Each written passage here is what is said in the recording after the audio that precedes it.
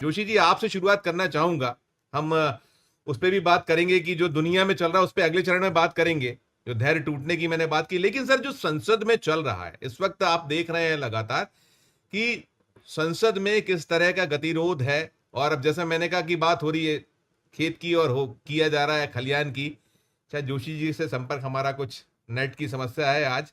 राकेश जी, आप उसको बढ़ाइएगा आगे, क्योंकि कुछ समस्या नेट की दिख रही है। जोशी जी, लगातार हम लोग जब से जुड़ने की कोशिश कर रहे थे, डिले भी हुआ प्रोग्राम, नहीं जवाब आ रहे हैं। और जवाब आने की जगह जो है भ्रमित किया जा रहा है कि ये एक भटकाव की जो स्थिति है, भटकाव हम देख रहे हैं कि कैसे वो कह रहे हैं कि हम समग्र चर्चा करेंगे। मांग हो रही है जो विपक्ष है कि आप एक अदद बयान दे दीजिए। 17 दिन निकल गए, अब कुल जमा 3 दिन बचे हुए हैं। आज कुछ 4 जो बिल है उस शोर शराबे में कुछ आ गए हैं। कुछ जो मूल बिल आना है जिसको लेकर है कि ये आ रहा है ये आ रहा है, वो अभी बचा हुआ है। लेकिन क्या कहिएगा, जो हठ धर्मिता, जिस तरह की एक दृश्यावली लगातार, पहले इस पे बात, मैं फिर वो आगे जो प्रधानमंत्री पर अंडे फेंकने वाला जो मसला मामला है उस पर भी हम आगे बात करेंगे। पहले इस अनम्यूट कीजिएगा, अनम्यूट अनम्यूट। धन्यवाद संजीव जी। आपने देखा कि 20 जुलाई से जब से संसद शुरू हुई है तब से आज की स्थिति क्या है। संसद में सरकार विपक्ष का सामना नहीं कर रही है, देश का सामना नहीं कर रही है। और उसकी एकमात्र वजह ये है कि वो निरुत्तर हो चुकी है, उसके पास कहने के लिए कुछ है नहीं। जो सवाल उठते आ रहे हैं लगातार, अब उनके जवाब शायद सरकार के पास नहीं है। इसीलिए ये पहला मौका है। अब अभी जोशी जी का जुड़ गया है, जोशी जी बताएंगे। ये पिछले 50 साल से संसद देख रहे हैं कि ये पहला शायद ऐसा मौका है कि सरकार निरंतर नदारत है। संसद परिसर में एक गृह मंत्री आता है, रोज आता है, ऐसा उनका संसदीय कार्य मंत्री का दावा है। रोज आता है, पूरे 6, 8, 10 घंटे बैठता है, लेकिन सदन के भीतर आने की हिम्मत उसकी नहीं होती। उसकी वजह यही है कि 28 जून से जंतर मंतर जागा था, उसका असर इतना हो गया है सरकार पर, इतना हीन भावना से ग्रस्त हो गई है कि वो अपने जवाब लेकर के सदन में आ ही नहीं पा रही। और सदन के समानांतर, सदन को बाकायदा बाईपास करके इंस्टाग्राम से देश चल रहा है इस समय। आप देख रहे हैं रोज नई रीलें आ रही, प्रधानमंत्री रोज आपको किसी ना किसी कार्यक्रम में नजर आते हैं, नमोदार होते हैं, लेकिन संसद में आने का उनका साहस नहीं है। तो इससे जाहिर है कि अब सरकार अंदर से टूट गई है। और पहली बार 12 साल में ऐसा मौका आया कि सरकार को अपना एक मंत्री गंवाना पड़ा, उसका इस्तीफा देना पड़ा। तो घुटने टेकने वाली स्थिति। अब घुटने टेकने वाली सरकार सिर उठा करके सदन में बात करे, इसकी कल्पना करना बेकार है। और मजेदार बात यह है कि जैन जी का जब मुद्दा आता है तो केवल सरकार नहीं, बल्कि सरकार ने जिन जिन संवैधानिक संस्थाओं को अपना पालतू बनाया था, उन सब की हालत खराब है। देश में पहली बार हो रहा है कि सीजेआई के कार्यक्रमों का बहिष्कार हो रहा है। सीजेआई के कार्यक्रमों को लेकर के उनके हाथ से कोई जो नव स्नातक आ रहे हैं वो डिग्री लेने के लिए तैयार नहीं, वकील उन्हें अपने कार्यक्रम में बुलाने के लिए तैयार नहीं है। अभी आपने ये देखा है, एक विश्वविद्यालय के विरोध की बात है, ये तो जाहिर हो गया। कम से कम आधा दर्जन कार्यक्रम सिर्फ इसी डर से निरस्त हो गए सीजीआई के कि उन्हें कोई काला झंडा न दिखा दे। उनकी मौजूदगी में आपने देखा था कि सुप्रीम कोर्ट में किस तरह से वकीलों ने गालियां दी, और ऐसी गालियां दी थी जिनकी कल्पना कोई कर नहीं सकता। तो ये जो जूता जूता जूता फेंका गया था, एक जो है इसके पूर्व जो सीजेआई।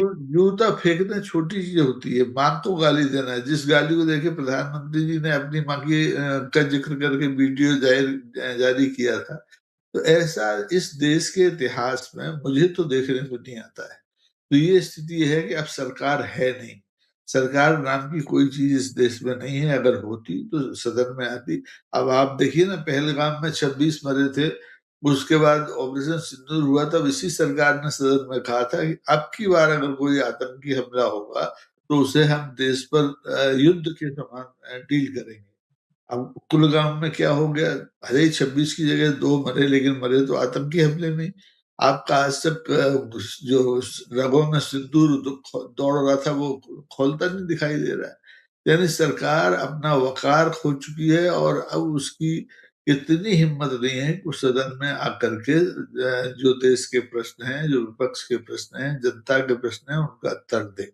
आएगी सरकार समापन वाले दिन, जिस दिन सत्रावसान होगा उस दिन प्रकट होगी एकदम, और वो एक तरफा भाषण होगा, किसी सवाल का जवाब नहीं होगा, फिर गाली गलौच होगी, विपक्ष को निशाने पे लिया जाएगा, बाकी सब जगह जो कुछ होना वो होना है। झारखंड में जो आप देख रहे हैं, जेएनजी का आंदोलन है, जेएनजी के आंदोलन का वहां सम्मान हुआ, वहां की सरकार ने 98% मांगे पूरी कर दी, लेकिन इस जेएनजी के पीछे कौन है इसकी तफ्तीश भी तो होनी चाहिए, वो नहीं हो रही है। लेकिन हम इस आंदोलन का सम्मान करते हैं, दुनिया सम्मान कर रही है जेएनजी का। जिसने जेएनजी की भाषा नहीं समझी, वो देश और वो सरकार पीछे चला गया है। यहाँ नौबत वही आ गई, तो आप देखेंगे संसद पहली बार इतनी पंगु, मेजें थप आगे जो संसद चले, जिसमें विधि विधायी कार्य मेजें थप आगे हो, बहसें ना बड़े बड़े महत्वपूर्ण विधेयकों पर, उस सरकार से अब आप ज्यादा अपेक्षा मत करिए। वो जाती हुई सरकार है, वो कब जाएगी, किस तरीके से जाएगी, वोट के जरिए ही जाएगी या फिर दबाव में आप खुद भाग खड़ी होगी, ये कहना जरा मुश्किल है। लेकिन सब्र के बांध अब टूटेंगे, और जब सब्र का बांध टूटता है तो सैलाब आता है, और वो सैलाब इस बार लोकतंत्र में आता दिखाई दे रहा है। राकेश जी बात कर रहे थे, सर कह रहे थे वो आईआईटी वाले प्रोग्राम की, हमने देखा वहां भी वो निर्देश क्या था कि सिर झुका के बात करेंगे आप, इधर आप माफ कर रहे हैं। हाँ बिल्कुल, फिर नैतिक ये नैतिकता की बात कही गई, नैतिकता। और फिर आपने मैंने जो कहा कि देखिए वो जो धैर्य है, धैर्य तो टूट रहा है, और दुनिया में अब तानाशाह कहीं नहीं चल रहा है, या आपको जो हठधर्मिता कहीं नहीं चली, जो मैंने वो आपको वो कोसोवा वाला दृश्य दिखाया, तो ये आप करते रहिए अब। लेकिन अब ये जो जागृत हुआ है देश हमारा, तो वही है कि आपकी अब वो जो झोला उठाने की बात कहीं की, सब पर एक आप अंतिम नोट आप करिएगा राकेश जी। आप देखिए संजीव जी, अभी जोशी जी ने 2 शब्द कहे और एक धनंजय जी ने कहा, अकाउंटेबिलिटी, रिस्पॉन्सिबिलिटी और नैतिकता। ये तीनों चीजें तो ये सरकार जिस दिन संसद में घुसी थी 2014 में, सीढ़ियों पे सिर झुका के, उसी दिन तीनों चीजें गायब हो गई थी। तो इनसे रिस्पॉन्सिबिलिटी की, अकाउंटेबिलिटी की या नैतिकता की बात करने का कोई मतलब है नहीं। और कुल मिलाकर के इस समय देश में जो अराजक स्थिति इन्होंने पैदा की है, और संसद का जिस तरह से अपमान हो रहा है, अवमानना हो रहा है, वो बहुत गंभीर मामला है। और इसको अब चूंकि राजनीतिक बातें इतनी हो गई हैं, सवाल जवाब भी हो गए हैं, तो मैं इसको कविता में 2 लाइन में आपको सुनाता हूँ और बात खत्म करते हैं। कि हमारी संसद जो आजकल है कि मेज पर थपकियों से चलती है, यहाँ बहस नहीं होती है। मेज पर थपकियों से चलती है, आजकल भपकियों से चलती है संसद हमारी। और आप देख रहे हैं पिछले 20 दिन से, किस दिन से चल रही है। और पहले चलती थी तार्किक होकर, पहले चलती थी तार्किक होकर, अब तो बस मुर्कियों से चलती है। मुर्की ले रहे हैं किरण रिजिजू रोज की रोज।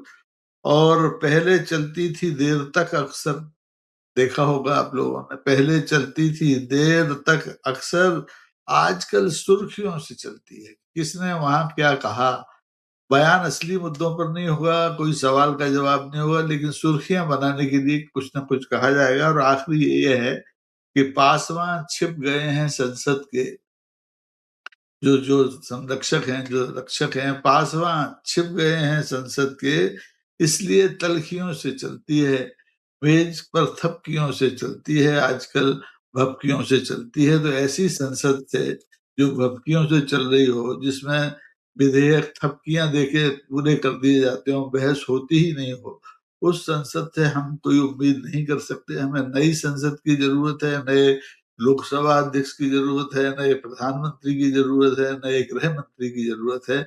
और ये जरूरियात जनता अपने ढंग से पूरी कराएगी, इसलिए इसके प्रति हम आश्वस्त हो सकते हैं। बाकी नैतिकता, अकाउंटेबिलिटी, रिस्पॉन्सिबिलिटी का युग गया, सवाल जवाब करने का युग गया। अब तो आर पार की लड़ाई लड़ना है जो शुरू हो चुकी।